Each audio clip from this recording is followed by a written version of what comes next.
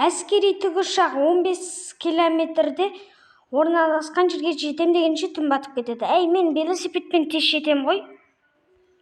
Десептикон онсыз мықты қарумен айналасын төңкеріп келе жатыр, бірақ тағы әдемірек көріну үшін үстінен пулеметпен оғы жаудырады.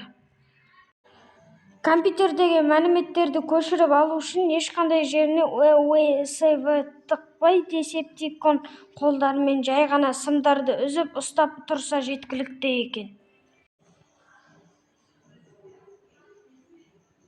Қаланың ішімен ескі Chevrolet өздігінен айдалып жүрген ешкімді қызықтырмайды. Оны қойшы, машинаның есігі өздігінен ашылса да, оған ешкім назар аудармайды.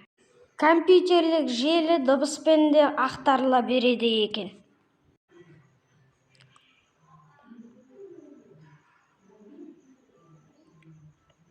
Ондай ақпаратты қазір бүкіл бәрі сабырсыздық сақтау үшін теледидарға шығарып тұрып айту керек. Көлдің жағасында кранды камераның көлеңкесі көрініп қалады. Машинада радио өздігінен қосылады, бірақ Сэм оған мән бермейді. Микаэланың топастығы соншалық, бір мектепте Сэмді көз алдынан көріп жүріп танымайды. Өтірік соға бермеші, мына мотормен оның выпускной коллекторына қарағанда бұда турбина жоқ. Оң жағындағы есік ашық тұрған еді. Қазір жабылып қалыпты. Микаэла мен Сэм үйіне жеткенше түн батып кетеді. Соған қарағанда Бамблби жолда 1000 рет бұзылды ғой деймін. Стюардесса көз алдындағы трансформерді байқамайды. Салонда көзін жұмып жүре ме, немене пәле? Шағын робот бірден магнитофонға айналып кетудің орнына өз жағдайын қиындатып күзетшілермен алысуды қалады.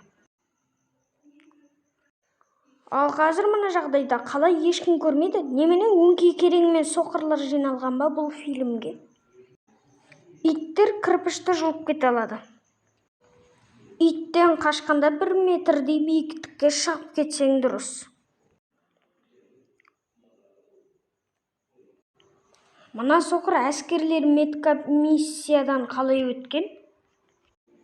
Скорпонов солдаттардың бәрін мясорубкадан турап жіберудің орнына жай ғана әрі-бері құмға сүңгіп ойнап жүр.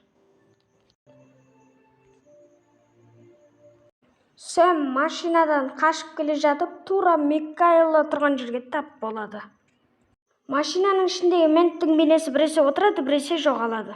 Бамблби Сэмді іздеп жүрген еді ғой, қазір тура көмек керек кезде ол қайда кетті? Екеуінің артында мопед жатқан еді. Машинаға отыратын кезде ол жоқ. Ол да трансформерге айналып қашып кетті ме? Мына қуғын күндіз басталып, түнде аяқталды. Сонда не, бұлар кешке дейін көшелерде қуаласпай ойнап жүрді ме? Микаэла кішкентай роботтың басын аралап тастағанына қарағанда, бұлардың металы ағаш сияқты жұмсақ шығар. Автоботтардың арасында Бамблбидің талғамы онша емес екен. Әдеттегідей көлікті от алдыру үшін 2 сымды жалғай салу жеткілікті. Тағы олардың қаптамасын тазартып, жалаңашсын көрінетіндей етіп дайындап қоя салады.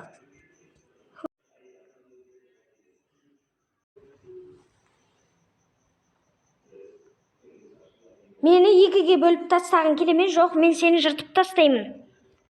Екеуі бір мағынаны білдіреді ғой. Мына диалогтарды 5 жасар бала жазған ма, немене пәле? Мына сценаны оператор қорықпай қалтырап, дірілдеп, қашақ қылмай түсіргенінде кәдімгідей әдемі көрінер еді. Логика, өле бер. Сэм тірі қалады, бірақ адамзат Сэммен бірге қырылады.